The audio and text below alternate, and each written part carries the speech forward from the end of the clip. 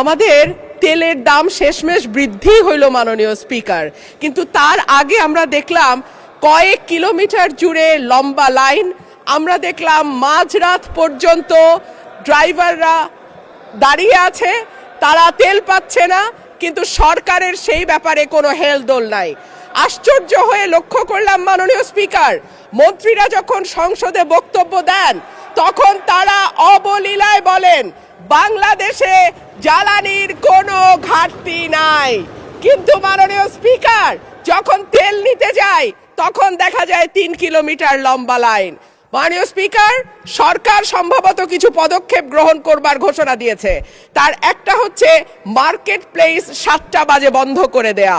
চমৎকার সিদ্ধান্ত মাননীয় স্পিকার, তবে মনে রাখতে হবে কেনা কাটা বা শপিং যেটুকু হয় সেটুকু সন্ধ্যার পরেই হয়, তার আগে হয় না। 2 হইল অফিস আদালতের সময় বলে পরিবর্তন করবে। 5 দিনের জায়গায় 4 দিন বা 3 দিন তারা কর্মঘণ্টা ঠিক করবে। কিন্তু প্রশ্নটা হচ্ছে যদি জ্বালানির কোনো সংকটই না থাকে তাহলে এত লম্বা লাইনই বা কেন, দামই বা বাড়াইতে হয় কেন, অফিস কর্মসূচি সময় পরিবর্তন করতে হয় কেন? এই প্রশ্নগুলো তো ওঠে মাননীয় স্পিকার।